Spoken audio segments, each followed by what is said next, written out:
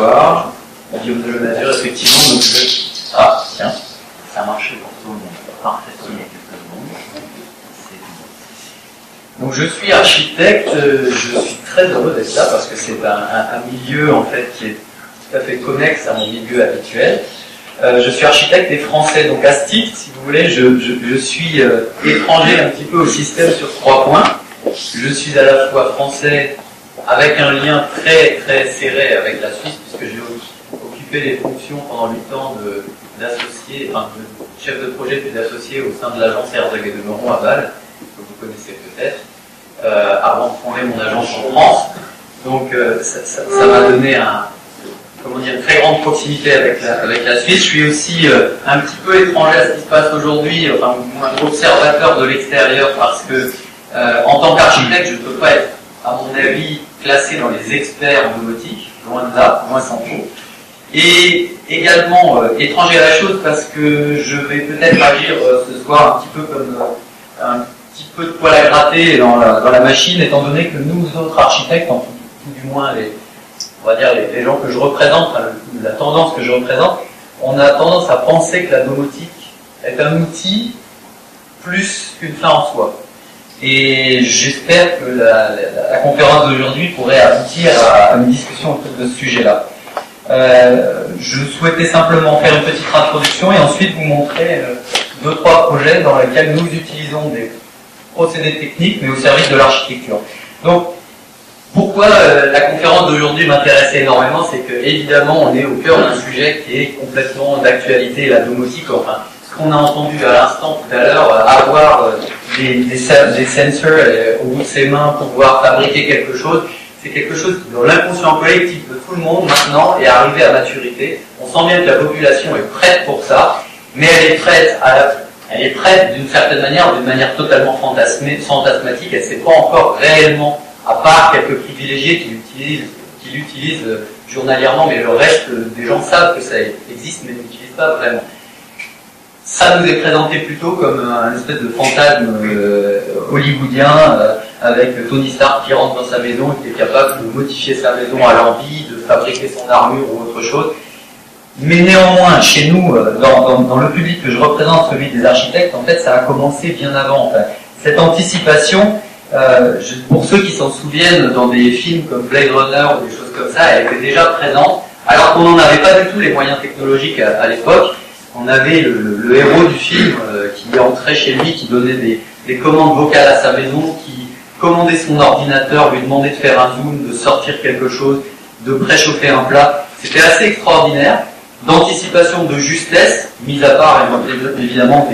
des grosses aberrations du style la technologie digitale, puisque ce sont des écrans ici vidéo qui n'étaient pas du tout connexes avec ce qu'on connaît actuellement, enfin en connexion avec ce qu'on connaît actuellement. Néanmoins, les concepts étaient là. Mais lorsqu'on m'a proposé d'intervenir ce soir, en fait, moi j'ai pensé à complètement autre chose. J'ai pensé à des gens qui sont très proches de vous, un architecte avec qui j'ai eu le plaisir de faire une conférence comme ce soir à Paris, qui s'appelle Christophe Hamsler, qui est de Lausanne, et qui lui expliquait justement une vision totalement différente, une vision très technoïde de l'architecture, qui était l'utilisation, ou plus ou moins plutôt le fait de se faire ressortir des bâtiments existants, leur capacité à gérer l'ensoleillement, l'hygrométrie, et à ne pas les suréquiper, à ne pas leur surimposer une technique et qui les empêche en fait de perdurer dans le temps. Et il nous avait montré justement, ça c'est un château, il y a également des travaux sur des usines, ce genre de choses, où il arrivait à développer une technique à partir de rien, qui finalement serait peut-être quasiment l'antipode de la domotique hardcore, mais qui finalement retrouve certaines de ses préoccupations, parce qu'elle a aussi besoin de certains capteurs, de certaines petites choses, mais de manière mesurée, juste au bon endroit. Et lui arrivait avec vraiment quelques communications d'air, avec quelques petites trappes qui s'ouvrent, vraiment des choses très délicates à faire fonctionner parfaitement un bâtiment. Ça m'avait beaucoup marqué parce que je pense, ayant travaillé, j'ai réalisé des projets à l'UCR, ici, que vous êtes certainement le pays vous êtes certainement dans le pays, puisque tout le monde n'est pas suisse, qui optimise le plus les ressources, qui est vraiment le plus pragmatique. Moi, je suis d'un pays qui n'est pas pragmatique, ça, tout le monde le sait, surtout en ce moment, qui part très rapidement, qui monte dans les tours, qui descend très bas et qui remonte, qui n'est pas pragmatique, qui ne sait pas utiliser de manière fine et optimiser ses ressources.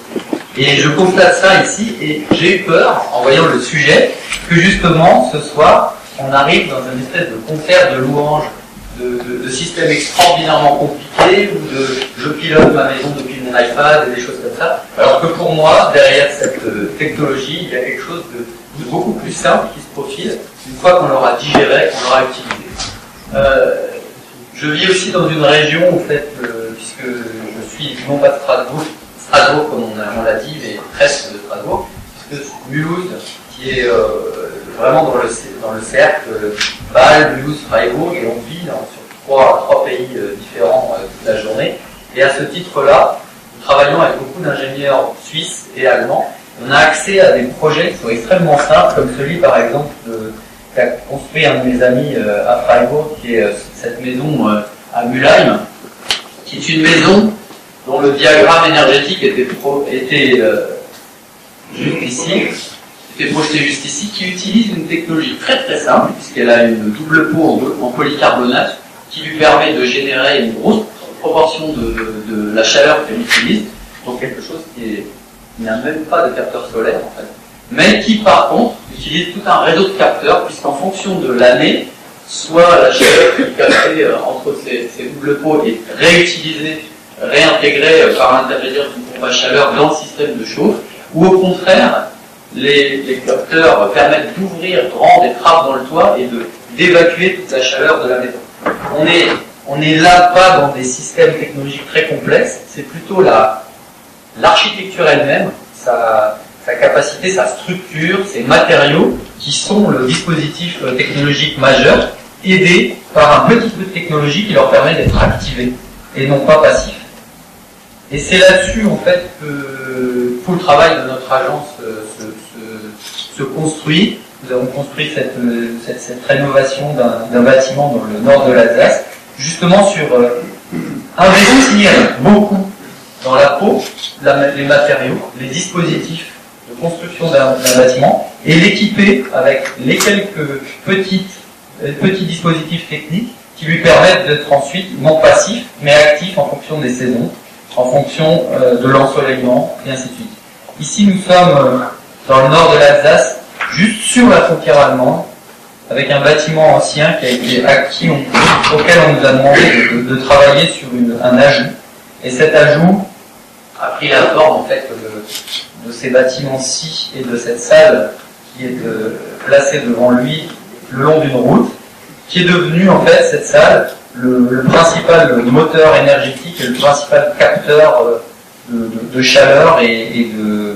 le principal aussi refroidisseur, si on peut dire, si le terme peut être utilisé, du bâtiment pour gérer les échanges énergétiques. Il s'agit de cette salle ici, une salle qui est faite en bois, qui s'insère en fait dans un dispositif qui a l'air très complexe quand on le projette, mais qui en fait est très très simple. Il est simplement composé d'une pompe à chaleur, de plancher chauffant et choses comme ça, et qui serait totalement inintéressant si il n'était pas composé de cette partie-ci du projet, qui est en fait une boîte en bois, qu'on a vu sur la diapositive initiale, qui comporte une double peau en verre, une double peau qui est connectée avec tout un sous-sol assez profondément enfoncé et qui joue le rôle de puits canadien, et qui, avec des petits programmes très simples et quelques capteurs, nous permet de gérer, là en période par exemple estivale, la surchauffe d'un bâtiment, en faisant passer de l'air frais par ce gigantesque puits canadien qui constitue tout le sous-sol du bâtiment, et en faisant sortir cet air frais dans cette double peau qui est comprise entre une ossature bois et une paroi vitrée, avec un processus de convection tout simple. Et c'est vraiment un tout petit calculateur qui permet de changer ce système, c'est-à-dire d'inverser ce système en hiver, et au contraire de permettre l'entrée de l'air frais par le haut de préchauffer l'air en fait dans cette lame d'air, de l'intégrer dans le sous-sol, de le faire rentrer dans une pompe à chaleur et de se servir de cette chaleur comme un apport pour ensuite l'utiliser dans les organes de chauffage de notre projet. Et tout cela, en fait, d'habitude, je le montre peu, puisque les choses que nous projetons habituellement quand on parle de notre bâtiment, ce sont plutôt des vues intérieures dont les Français pensent que c'est très allemand et les Allemands pensent que c'est très français, c'est ça qui est étonnant. Mais en tout état de cause, cette salle où je vous vantais les mérites en vous parlant de cette double peau, à l'intérieur, c'est très simplement une salle qui est de bois vêtu avec des grands rideaux qui se tournent et des petites fenêtres. De l'extérieur, elle prend la forme d'un objet un peu étrange. Là, le bâtiment actuellement a déjà 2 ans, donc toutes ces parois de mélèze ont grisé. Et ce bois, lui, est resté totalement identique au premier jour. Donc lui, il a gardé sa couleur chaude. Donc là, il y a un contraste qui devient assez intéressant. Et c'est réellement cet espace interstitiel entre une paroi bois et une paroi verre qui nous sert de machine, à la fois d'expression architecturale du bâtiment et de machine. Et là, je pense que par rapport aux générations qui nous précèdent, on est en mesure justement d'utiliser des choses comme ça, que d'aucuns pouvaient concevoir dans les années 60, mais n'étaient pas capables de finement piloter. Il fallait que quelqu'un, au jour le jour, aille ouvrir les petites trappes que vous voyez ouvertes en haut, ou bien refermer les clapets qui étaient en bas, en fonction de l'ensoleillement, de l'apport de lumière. Là, quelques capteurs simplement nous permettent de juger de la différence de température entre l'intérieur et l'air qui est dans cette lame d'air et de l'utiliser ou non, ou au contraire de choisir de le faire sortir. On ne se rend pas compte, mais je sors il y a 2 jours, on a une conférence justement sur un sujet qui est à peu près du même genre. Donc les informations brutes, quand elles sont données aux gens, sont assez frappantes. On reçoit 15 000 fois l'énergie par l'intermédiaire du soleil, 15 000 fois l'énergie dont on aurait réellement besoin tous les jours pour faire fonctionner tout ce qu'on utilise tous les jours. Donc le simple soleil pourrait résoudre notre problème si on arrivait à en tirer un petit peu plus d'informations, d'énergie. Et là, l'air qui est dans cette paroi peut monter jusqu'à 60-70 degrés. Donc quand on parle d'apport, on parle réellement d'apport important. Et du coup, et mon propos c'est vraiment ça, c'est que l'utilisation de ça au service de l'architecture nous permet de développer aussi une expression particulière. Donc voilà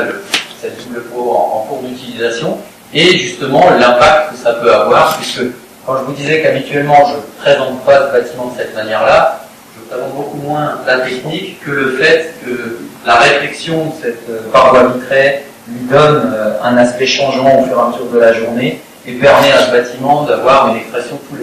à chaque heure renouvelée. C'est parfois une lanterne, parfois complètement autre chose, quelque chose qui est complètement intériorisé ou bien qui s'exprime sur la route qui est passante devant.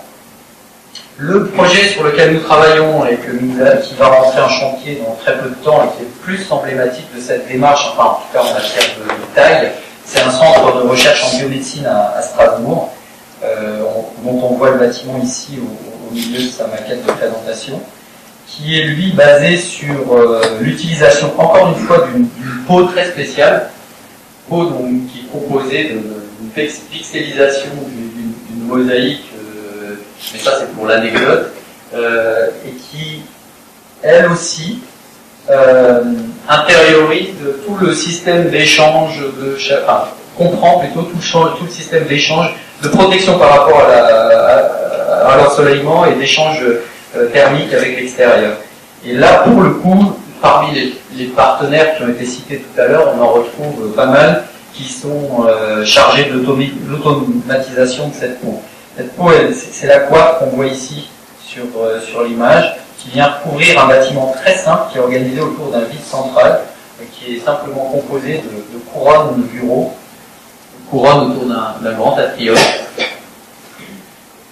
Et l'organe qui permet de réguler un petit peu tout ça, c'est 2 choses, c'est cette peau-ci, et puis ici tout en haut de l'atrium, une gigantesque verrière, mais qui comporte des branches qui permettent de réguler un petit peu tout ce système. Et lorsqu'on regarde un petit peu comment c'est fait, Alors la façade est composée très très simplement de lamelles de store. Nous étions très intéressés par le pixel que pouvait représenter la lamelle de store, et au lieu de ne l'utiliser que pour les occultations, nous en avons couvert intégralement le bâtiment. Donc ça, c'est le prototype qui est réalisé actuellement. Et donc les ouvertures de bâtiments réagissent en fonction de l'ensoleillement de celui-ci. Et lorsqu'on regarde, voilà encore une fois le schéma du bâtiment, donc il utilise ce que je vous disais tout à l'heure, plus avec en plus évidemment, puisque tout nous pousse maintenant, y compris en France, malgré ce que j'ai dit tout à l'heure, à être un petit peu économe en énergie, donc on va capter de l'eau de la nappe et essayer d'intégrer cette énergie gratuite dans la gestion de notre bâtiment. Donc on a des diagrammes assez savants sur le refroidissement adiabatique et ce genre de choses, mais encore une fois, c'est quelque chose qui est très low-tech finalement, puisque c'est grâce à la protection solaire automatisée qu'on gère la plupart des apports solaires, grâce à une automatisation de petits vantaux qui sont dans les fenêtres, on n'a pas pu voir, je crois, non, on ne le voit pas. Et en haut de chaque fenêtre, on a un petit ventail qui est asservi en fait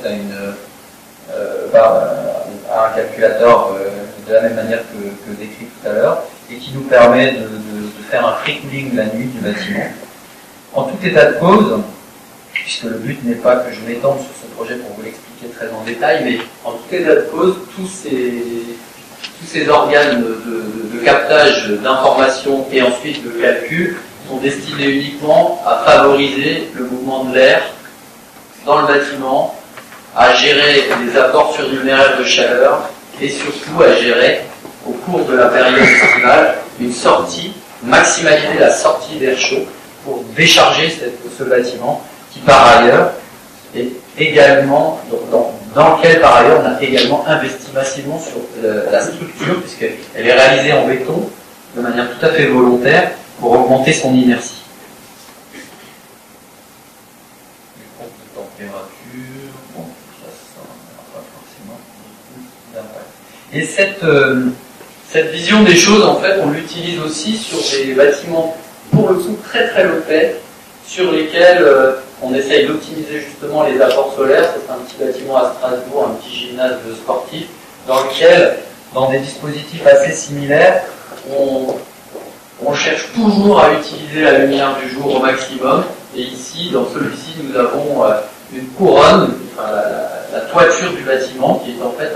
un espace clos, qui nous permet de limiter au maximum les apports en été pour ne pas surcharger le bâtiment, et au contraire de constituer une surface tampon dans laquelle nous captons